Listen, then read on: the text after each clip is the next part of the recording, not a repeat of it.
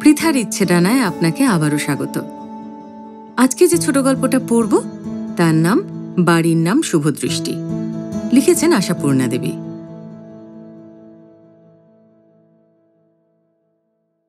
মস্ত বড় বাড়ি, 3 তলা, বারান্দা ঘেরা, খুব সুন্দর। বাড়ির নাম শুভদৃষ্টি। নাম করা বিয়ে বাড়ি, নামও যেমন দামও তেমন। তা বলে পড়ে থাকে নাকি? এ যুগে দাম শব্দটা তো কোনো ব্যাপারই নয়। প্রধান প্রশ্ন হচ্ছে জোগাড় করা, পেয়ে যাওয়া, তাহলেই নিজেকে পরম ভাগ্যবান মনে করা। তা এ বাড়িটিকে 2-4 মাস আগে থেকে বুক করে রাখতে না পারলে পাওয়া শক্ত। বিয়েতে পাত্রপাত্রী সম্পর্কে সম্পূর্ণ নিশ্চিত হবার আগেই বাড়িটা সম্পর্কে নিশ্চিত হয়ে নেন বিয়ে পার্টিরা। এখন আলোকমালায় সজ্জিত বাড়িখানার চূড়োর কাছে আলোর অক্ষরে লেখা শুভদৃষ্টি। নামটির নিচে আলো দিয়ে লেখা একটি শব্দ বিজ্ঞাপনের কায়দায় জ্বলছে আর নিভছে, স্বাগত। এই কায়দা, এই আলোকসজ্জা এবং বিয়ের প্রয়োজনে বিশেষ প্রয়োজনীয় এমন অনেক কিছু জিনিসই বাড়ির মালিকের ব্যবস্থাপনায় হাতে এসে যায়। পার্টি উচ্ছ্বসিত হয়ে বলতে থাকে, দাম কি আর শুধু শুধু নেয় বাবা? আজকের পার্টিরও অনেকেই বলছিল এ কথা। আজ খুব ঘটায় একটি বিয়ে হচ্ছে, মেয়ের বিয়ে। বাড়ির সামনের লনে বর ও বরযাত্রীদের জন্যে রাজদরবারের মতো সাজসজ্জা। ডেকোরেটরও এরাই সাপ্লাই করে। ভিতর মহলে কনেকে ঘিরে তার সখীবৃন্দ এবং অভ্যাগত মহিলাবৃন্দের কলোচ্ছ্বাস মাঝে মাঝেই কুল ছাপিয়ে বাইরে এসে এসে ঝাঁপিয়ে পড়ছে। আর তাদের সোনা রঙে প্রলেপিত বিচিত্র বিদেশি সব পারফিউমের সৌরভ সারের সঙ্গে সদ্য টাটকা ফুল আর ফুলের মালার সৌরভ মিলে জুলে এক হয়ে বাতাসকে গাঢ় করে তুলেছে। আরও একটি সুঘ্রাণ সুরভি নিমন্ত্রিতদের চিত্তকে বেশি উতলা করছে, সেটি হচ্ছে শহরের সব সেরা ক্যাটারারের অবদানসমূহের ঘ্রাণ। বাড়ির সামনে গাড়ির সারি, অবিরতই আবার এক একখানি এসে ওই শাড়ির পিছনে দাঁড়িয়ে পড়ে পড়ে লাইন লম্বা করে চলেছে। পরে যারা এসেছেন একটু বিব্রত মুখে ওই লম্বা লাইন অতিক্রম করে গেটে ঢুকছেন। দুটি সুন্দরী বালিকা ততোধিক সুন্দর সাজে সমৃদ্ধ হয়ে অজন্তার ছবির ছাদে লীলায়িত ভঙ্গিতে অভ্যাগতদের হাতে তুলে দিচ্ছে একটি করে রক্তগোলাপ। এইসব দৃশ্যসমূহ অবশ্য কোনোটাই নতুন নয়, বিভিন্ন মঞ্চে একই নাটকের পুনরাভিনয় দেখার মতোই, তবু মনোহর মনোরম। যেমন ছাদনাতলায় অভিনীত শুভদৃষ্টি নাটকের বহুদর্শিত বহু পরিচিত দৃশ্যটি। অহরহই চলছে, তবু দেখার জন্যে হুড়োহুড়ি ঠেলাঠেলিরও কসুর নেই। কসুর নেই হাসি, হৈহুল্লোড় আর চিরকেলে রসিকতার পুনরাবৃত্তির। তাহলেও মোটের মাথায় এখন এইখানে সবটি মিলিয়ে সমগ্র পরিমণ্ডলটি যেন একটি অলৌকিক মহিমায় অলকাপুরীর সুষমা নিয়ে দাঁড়িয়ে আছে। দেখে মনে হচ্ছে না এ ভুবনে কোথাও কোনো মালিন্য আছে। আছে হিংসা, দেশ, কুটিলতা, ক্রুদ্ধ নিঃশ্বাস, তীক্ষ্ণ ছুরি। অথচ মাত্র কয়েক গজ দূরেই একটা অন্ধকার গলির মোড়ে জমায়েত হয়ে রয়েছে সেই জিনিস। হিংস্র একটা পূর্ব পরিকল্পিত সংকল্প নিয়ে রুদ্ধশ্বাসে অপেক্ষা করছে ভেলো, রন্টা, মৃণাল, সৌগত আর সব্যসাচী। এই হচ্ছে পাড়ার পঞ্চরত্ন। সর্বদাই যারা মোড়ের মাথার গুপির চায়ের দোকানের বেঞ্চ অলঙ্কৃত করে আড্ডা দেয়। এদের মধ্যে বিশ্ববিদ্যালয়ের স্নাতক এবং স্কুলের গণ্ডি পার হতে না পারা জনও আছে। অথচ সবাই একই ভঙ্গিতে হ্যাঁ ন্যানা করে বসে বসে।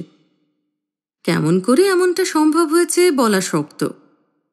এভাবে বলা যেতে পারে, একদা কি করিয়া মিলন হলো দোহে, কি ছিল বিধাতার মনে। পাড়ায় এরা ভীতিকর, লোকে আড়ালে বলে পঞ্চরত্ন এবং মনের গভীরে ভাবে পঞ্চপাপ। এবং যখন কোনো উপলক্ষে চাঁদা চাইতে বেরোয়, 5 জনে একসঙ্গে বেরোয় এবং 5 জনের 5 রকম চেহারা আর 5 রকম সাজ থাকলেও ভঙ্গিতে একটি ভাব থাকে, যে ভঙ্গিটিকে ভাষায় ফোটালে এই দাঁড়ায়, লড়কে লেঙ্গে। এরা যে ভয়ানক কোনো খুন, জখম, ছিনতাই বা ডাকাতির নায়ক তা ঠিক নয়, তবে ছোটখাটো কুকর্ম করেও কোনো কোনো সময়। তবে এদের বিশ্বনস্বাদ ভঙ্গিটির এবং নিজেদেরকে অন্যের কাছে ভীতিকর করে রাখবার প্রধান হাতিয়ার হচ্ছে দুঃসহ আস্পর্ধা এবং নিজেদের ভবিষ্যৎ সম্পর্কে থোড়াই কেয়ার ভাব। এক কথায় মস্তান চরিত্রে যা যা গুণ থাকে, এরা চেষ্টা করে করে সর্বতোভাবে আয়ত্ত করে ফেলে এখানে এসে পৌঁছেছে। কথাবার্তায়, চালচলনে, কাঁধ নাচানোর কুৎসিত ভঙ্গিতে এমন রক্ত হয়ে উঠেছে যে বোঝবার উপায় নেই এদের মধ্যে কেউ কেউ সম্ভ্রান্ত ঘরের ছেলেও আছে। তবে এর আগে আর কোনোদিন এরা দল বেঁধে অস্ত্রশস্ত্রে সজ্জিত হয়ে কোনো উৎসব বাড়ির ধারে কাছে ওত পেতে বসে থাকেনি অতর্কিতে ঝাঁপিয়ে পড়বার ক্রূর সংকল্পে, যাকে বলা যায় লুটতরাজের ধান্ধায়। না, তা নয়, এখানে কেস আলাদা। আজকেই আক্রমণ হচ্ছে এদের দীর্ঘদিনের পরিকল্পনা। টাকা পয়সা সোনাদানা লুঠের উদ্দেশ্য নয়। অবশ্য ভেলো, রন্টা, মৃণাল নিজেরা চুপি চুপি বলাবলি করেছে, সেসবও যদি জুটে যায় মাইরি মন্দ কি। উদ্দেশ্য হচ্ছে ওই উৎসব বাড়ির মধ্যমণি আজকের কর্মকাণ্ডের নায়িকাটিকে লুট করা। কিন্তু কেন? কারণ আছে বই কি। ওই মেয়েটা এই পঞ্চরত্নের শ্রেষ্ঠ রত্ন দলনেতার সঙ্গে রীতিমতো বেইমানি করেছে। হ্যাঁ, অবধারিতভাবেই যে কোনো দলেরই একজন কেমন করে যেন দলনেতার আসন পেয়ে যায় এবং বাকি জনেরা তার ভক্ত প্রজায় পরিণত হয়ে যায়। এদের মধ্যেও যে দলনেতার আসনে সম্মানিত সেই সৌগত আর আজকের উৎসবের নায়িকা ওই মেয়েটা নাকি একদা এক পাড়ায় বাস করেছে এবং একটি খ্যাতনামা সহশিক্ষার স্কুলে একই ক্লাসে পড়েছে। কিন্তু শুধুই কি পড়েছে, বেশ একখানা প্রেমেও পড়েছে। অবশ্য ক্লাস 8-9-এ যতটা প্রেমে পড়া সম্ভব ততটাই। তারপরে অকস্মাৎ পাড়া বদল এবং পালা বদল।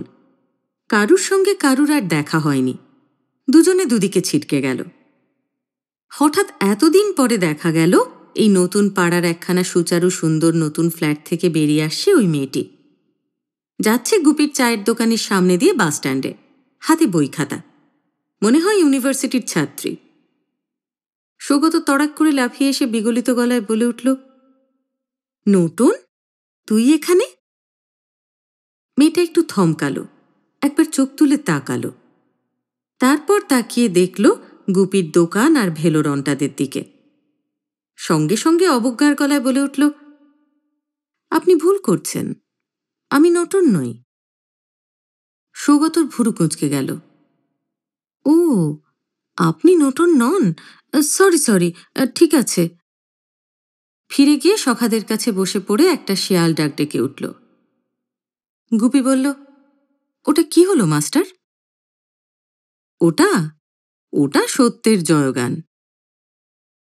দূর, তুমি যে কখন কি বলো বোঝা দায়। সেই প্রথম, কিন্তু তারপর থেকে অবিরতই মেয়েটাকে এই পথ দিয়েই ওই বাস ধরতে যেতে হয়, ফিরেও আসতে হয়। আর তখন থেকেই চলছে এক স্নায়ুযুদ্ধ। মেয়েটা এমন গর্বিত চালে চলে, মনে হয় যেন মহারানী চলেছেন। আর চলার পথে এমন চোখে তাকিয়ে যায় যেন সামনে কৃমিকীট, পচা ব্যাং, থ্যাতলানো টিকটিকি কি জুতোয় চেপটে যাওয়া আরশোলা দেখছে। বড় অসহ্য এই দৃষ্টি। কিন্তু সে দৃষ্টির সামনে গুটিয়ে গিয়ে ভব্যতার ভঙ্গি করা তো চলে না, তাতে তো প্রেস্টিজ খতম। অতএব আরও অভব্য অসভ্য হওয়ার নীতি গ্রহণ। শেয়াল ডাক, কুকুর ডাক, গাধার ডাক, তীক্ষ্ণ তীব্র মন্তব্য ছুঁড়ে মারা, সিটি মারা, পদ্ধতি অনেক। কিন্তু ওইটুকু মেয়ে কি স্ট্রং, যেন ইস্পাত। মুখ দেখে মনে হয় না এসব ওর কানে ঢুকছে, শুধু দৃষ্টিতে সেই ঘৃণা আর অবজ্ঞার তিক্ত ছাপ। অথচ এই রাস্তাটা দিয়ে যাওয়া আসা ছাড়া গতি নেই। এখান থেকে বাসস্ট্যান্ড যাবার এই একটাই পথ। পথের মাঝখানে একটা পচা নর্দমা পড়লে লোকে যেমন নিরুপায় হয়ে ডিঙিয়ে পার হতে বাধ্য হয়, এও যেন তেমনি নিরুপায় হয়ে গুপির চায়ের দোকানের সামনেটা পার হয়ে যাওয়া। তবে তফাৎ একটু আছে, নর্দমার দিকে বোধহয় লোকে তাকিয়ে দেখে না। এই নাকুচু মেয়েটি এক পলকের জন্য চোখ ফেলে যায়। কেন কি জানে? ঘৃণাটা জানাবার জন্যেই কি? কিন্তু মুখে বাক্যি নেই। ওকে আসতে দেখলে হ্যাঁ হ্যাঁ হ্যাঁ হ্যাঁ হ্যাঁ হ্যাঁ, ওই যে মহারানী আসছেন, আহা হাঁটছেন দেখ না, যেন দুনিয়াখানাই ওর বাপের তালুক। আহা, রাজহংসী হেঁটে গেলেন দেখলি? মাইরে কি গর্ব রে! গানের ধুয়ো ওঠে চায়ের দোকান থেকে। ও সই মেরোনার চোখের ছুরি, বুক ধরফর প্রাণে মরি। রনটা আবার গেয়ে ওঠে, কুল খেতে রাধে রোজ রোজ তুই যাস বুঝি স্কুলে? হেলে দোলে না, শুধু অবজ্ঞা। কোনোদিন তেড়ে এসে কিছু বলে ওঠে না, এমনকি কোনোদিন সঙ্গে কোনো বডিগার্ডও নিয়ে আসতে দেখা যায় না। শুধু হিমশীতল ওই এক দৃষ্টি। দিনের পর দিন এই শীতল সরাঘাতে সরাঘাতেই এরা ক্রমশ হিংস্র হয়ে উঠতে থাকে। 5-5টা বেহের ছেলে একটিমাত্র রূপসী তরুণীর অবজ্ঞা আর তাচ্ছিল্যের দৃষ্টিতে এমন ক্ষিপ্ত হয়ে উঠতে পারে? হ্যাঁ, রূপসী তাতে সন্দেহ নেই, এবং রূপসীদের অহংকারও থাকে, কিন্তু এ তো ঠিক রূপের অহংকার নয়। এ হচ্ছে স্ফটিকের মতো কঠিন দৃশ্যমান অথচ অদৃশ্য একটি আভিজাত্যের অহংকার, যেটা সব থেকে জ্বালা ধরায়। না, এই উঁচু নাক খেদিয়ে না দেওয়া পর্যন্ত শান্তি নেই মাইরি। গুরু একবার হুকুম দে, মেয়েটাকে একদিন তুলে আনি। এমন অবলীলায় বলে যেন ওই তুলে আনাটা কোনো ব্যাপারই নয়, যেন ওটা ওদের একটা নিত্য অভ্যস্ত কর্মের অন্তর্গত একটা কাজ। বলাটা যত সহজ, করাটা তত সহজ অবশ্যই নয়।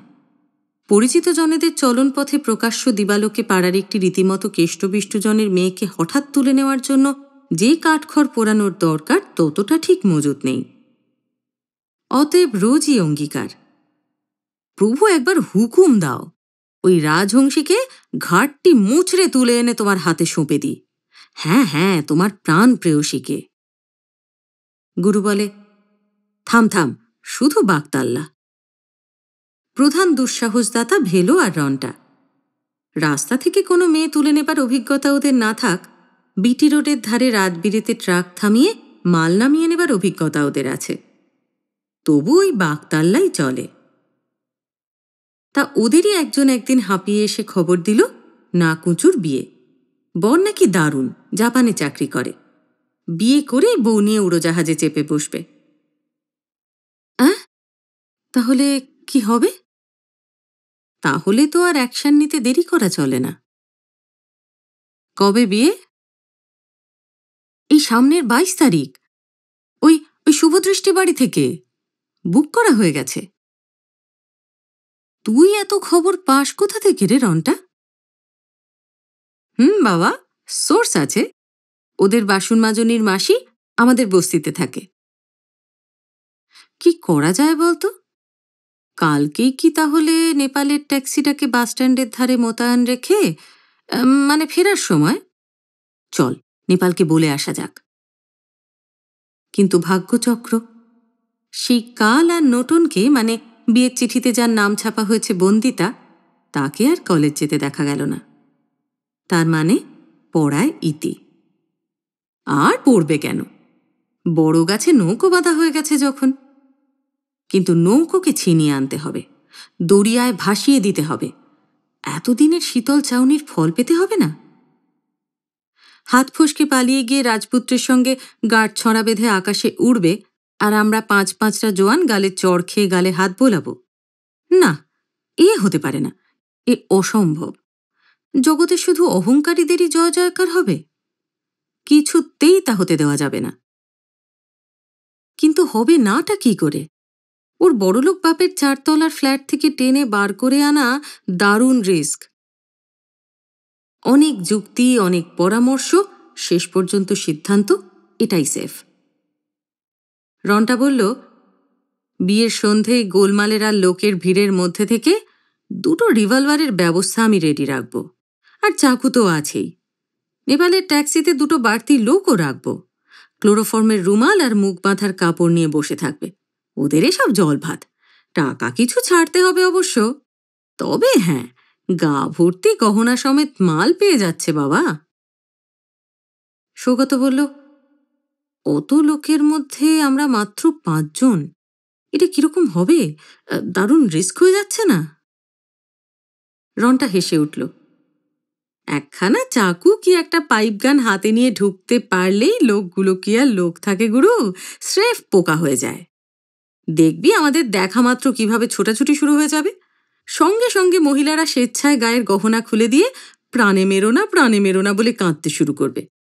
আরে বিয়ে বাড়িতে আজকাল যেসব গহনা পরে আসেন মহিলারা, সে আর খুলে দিতে কি আছে? 5 শিকের জড়োয়া বালা আর 1.5 টাকার সোনার হার। সব্যসাচী ধমকে উঠল, আমরা সোনা লুটতে যাচ্ছি নাকি রন্টা? মৃণাল বলল, প্রথমেই অস্ত্র হাতে নিয়ে না ঢুকে জাস্ট নিমন্তন্নী সেজে ঢুকে পড়ে আগে খ্যাঁটটা সেরে নিয়ে তারপর অ্যাকশন নিলে কেমন হয়? মারবো থাপ্পড়, খ্যাঁট মারবেন। আজকাল আর সে আমল নেই। পার্টি স্রেফ শকুনের দৃষ্টি। একটা বিজাতীয় আলপিন ঢুকলেও বুঝতে পেরে জেরা করে। একেবারে মার করতে করতেই ঢুকতে হবে। কিন্তু কখন হবে সেই ঢুকে পড়াটা? মানে কোন মহামুহূর্তে? হ্যাঁ, মুহূর্তটি নির্বাচন করা বিশেষ জরুরি। একটু আগে পিছে হলে ঘটনার মোড় ঘুরে যেতে পারে। গলির মোড়ের ঊর্ধ্বশ্বাসে অপেক্ষারত 5 জনের মধ্যে 4 জনই চাইছে এটাই ঠিক সময়। এখনো বর এসে পৌঁছয়নি। বর এলেই তো একসঙ্গে একগাদা বরযাত্রী এসে হাজির হবে। তার মানে অপরপক্ষের লোকবল আরও বেড়ে যাবে। কিন্তু বাকি একজন অর্থাৎ নেতার অভিমত ভিন্ন। তার মতে বরং ঠিক উল্টো। বর এলে কনের বাড়ির সবাই তাদের নিয়ে ব্যস্ত হয়ে পড়ে, সেই সময়টাই হচ্ছে বেস্ট। আমরা তো চুরি করতে যাচ্ছি না গুরু, যাচ্ছি সুভদ্রা হরণে। চাকু নাচাতে নাচাতে ঢুকে পড়ব, আর তোরা রিভলভারের মুখে ওদের বুকে ঠেকাতে ঠেকাতে, হ্যাঁ 2-4টে হতাহত হলেও হতে পারে। দেখ, বিনা রক্তপাতে যদি কাজ মিটে যায়, হতাহতে সংখ্যা বাড়িয়ে লাভ কি? তাহলে বলছি, বাড়িটার দিকে ভালো করে তাকিয়ে দেখেছিস? পিছন দিকে সুইপারের জন্যই বোধ হয় 3 তলা পর্যন্ত একটা স্পাইরাল সিঁড়ি উঠে গেছে। পিছনের ওই প্যাসেজের দরজাটা কেউ একজন পাঁচিল টপকে খুলে রাখ। যেই বর আসবে দেখবি বাইরে বরকর্তারা তো ব্যস্ত হয়ে উঠবেই, ওদিকে অন্দরের যত মেয়ে গিন্নিগুলো পর্যন্ত বর এসেছে করে শাঁখ বাজাতে বাজাতে হুড়মুড়িয়ে নিচের তলায় নেমে আসবে, কোনেটাকে স্রেফ একা ফেলে রেখে। দেখা আছে অনেক। ঠিক সেই সময় বুঝে ওই ঘোরানো সিঁড়ি দিয়ে উঠে গিয়ে, কথাগুলো অবশ্য সব স্পষ্টভাবে উচ্চারিত হচ্ছে না, হাতের এবং মুখের ভঙ্গিতে 12 আনা বোঝানোর চেষ্টা। অবশ্য চেষ্টা অসফল হয় না। লাস্ট মোমেন্টে এই ডিসিশন নিচ্ছ গুরু? আমি বলছি, আমাদের এভাবে ঢুকতে দেখলেই নির্যশ খোঁয়ারে আগুন লাগার মতন অবস্থা ঘটবে। বুঝলাম, তবে যদি নিঃশব্দে হয়ে যায়। ওরে, গুরু ভয় পাচ্ছে। ভয়ের কিছু না, আমি চাইছি গোলমালটা অ্যাভয়েড করতে। চেনা মুখ তো সব। আহা, মুখে তো মুখোশ আঁটা থাকবে। কি, তোর ওই সাঁওতালি মুখোশগুলো? সত্যি ওগুলো পরবি নাকি? পরিকল্পটা মৃণালেরই। সে রাগের গলায় বলে ওঠে, কেন নয়? পয়সা দিয়ে কেনা হলো। ফালতু চেনা মুখগুলো দেখানোর দরকার আছে কিছু? ঠিক আছে, পড়ে নে। ভেলো, সুইপারের ব্যবহারের দরজাটা খুলে রাখবে। ভেলো বলল, খোলা আছে তো, ওইখান দিয়েই জঞ্জাল ফেলছে। ও কি, শাঁখ বাজলো না? হ্যাঁ, বাজলো তো। এই আলোচনার মধ্যেই হঠাৎ ভোঁ করে একসঙ্গে অনেকগুলো শাঁখ বেজে উঠল। মুহুর্মুহু বাজতেই থাকল, বাড়তে লাগল। ততক্ষণে তীর বেগে চলে এসেছে এরা। মুহূর্তে উঠে এসেছে ঘোরানো সিঁড়ির প্যাঁচ কাটিয়ে দোতলার ভিতর দিকের বারান্দায়, যার সামনে স্নানের ঘর। সরু বারান্দাটা নানা বাজে জিনিসে বোঝাই, কিন্তু আশ্চর্য, এইখান থেকেই জানলার মধ্যে দিয়ে সেই অলৌকিক দৃশ্যটি দেখতে পাওয়া যাচ্ছে। সত্যিই ঘরে কেউ নেই। সত্যি সবাই নেমে গেছে দুধ দাঁড়িয়ে। একা বসে আছে কনের সাজে সাজা সেই অহংকারী মেয়েটা। মাথার উপর চারদিকের দেওয়ালে 1000 বাতির বাল্ব জ্বলছে। সে আলোর সমুদ্রে ভাসছে এক অপার্থিব প্রতিমা। মাথায় মুকুট, সর্বাঙ্গে অলঙ্কারের দুতি। ভেলু দুপা পিছিয়ে এসে বাতাসে পাতা ঝরা স্বরে বলে, উরি বাস, মহারানী যে আজ একদম নূরজাহান। এই গয়নাগুলো নিশ্চয়ই নকল নয়। এই রন্টা, কুইক! এই থাম। একটা চাপা গলার নিষেধ বাণী চমকে দেয় ওদের। জানলায় দাঁড়ানোদের মধ্যে যে সকলের থেকে লম্বা, সে সকলের পিছনে দাঁড়িয়েছিল। কারো চোখে পড়েনি কি বিস্ফারিত চোখে সে ওই আলোয় ভাসা প্রতিমার মুখের দিকে তাকিয়ে দেখছিল। কিন্তু নতুন ভালো নাম যার বন্দিতা, সে কেন দেখতে পায়নি? না, তার চোখ আনত, মুখ ওড়না ঢাকা, কোলে চণ্ডীর পুঁথি। চলে আয়, ভাষা ইশারার ভঙ্গি কমান্ডারের। হতচকিত চারটে প্রাণী পাথর হয়ে যায় যেন। চলে আসবো? হ্যাঁ, নেমে আয়। চলে যাব? নেমে যাব বলছো? যাবি, আর 1 সেকেন্ডও নয়। হুমকি দিয়ে হুকুমদাতা নিজেই সেই পেঁচানো সিঁড়ির কোণে কোণে এক একবার দৃশ্যমান হয়, আবার অদৃশ্য হতে হতে অদৃশ্য হয়ে যায়। অগত্যা ওদেরও নেমে চলেই যেতে হয়। হঠাৎ কি দেখল গুরু? পুলিশের ব্যবস্থা রেখেছে বুঝি মেয়ের বাপ, সেটা চোখে পড়ে গেছে ওর। কিন্তু কখন, কোথা থেকে? ইস, এত তোড়জোড়, এত কাঠখড় পোড়ানোর পর জ্বলে ওঠা আগুনে জল নিক্ষেপ। নিঃশব্দে হনহন করে চলে আসে বাকি 4 জন, রাগ, অভিমান, হতাশা আর বিস্ময় নিয়ে। অনেকক্ষণ পরে অতঃপর ফেটে পড়ে প্রশ্নে, এটা কি হলো গুরু? কিছু না, নেপাল এখনো ট্যাক্সি নিয়ে বসে আছে। চুলোয় যাক। হেঁয়ালি হোসনে গুরু, যা বলবি খুলে বল। এবার ফেটে পড়ার পালা অপরপক্ষের। খুলে বলবার কি আছে? নিজের চোখে দেখলি না ওই রাজেন্দ্রাণীকে তার সিংহাসন থেকে টেনে নামিয়ে এনে কোথায় তুলতুম রে তাকে? কোথায় তুলতুম? বস্তির ঘরে তো? বল বল, তাই কিনা? কি খাওয়াতুম তাকে? গদাইয়ের হোটেলের ভাত তো? পচা চাল আর খেসারির ডাল ছাড়া যার আর কিছুই নেই। হঠাৎ ভেলো বলে ওঠে, বাহ, তা কেন? ও তোর বউ হয়ে গেলে রান্না করে খাওয়াতো আমাদের। ঘুষি মেরে খুলে উড়িয়ে দেব রাস্কেল। ও রাঁধত। ধাপে ধাপে গলা চড়তে থাকে দলনেতার। ও রাস্তার কল থেকে জল ধরে আনত, খোলা রাস্তায় বসে চান করত, সাবান কাচত, মশলা পিসত, বাসন মাজত, ইজমালির দাওয়ার ধারে বসে উনুন জ্বালিয়ে রান্না করত। কেমন কি রাঁধত? আমরা এই 5-5টা শুয়োর মিলে কি এনে দিতুম তাকে? বল বলছি। আর ওর একটা দড়ি জুটত না বলে তোর মনে হয়? কি 2 বোতল কেরোসিন? ভেবে দেখেছিস সে কথা? আমরা মানুষ না জানোয়ার?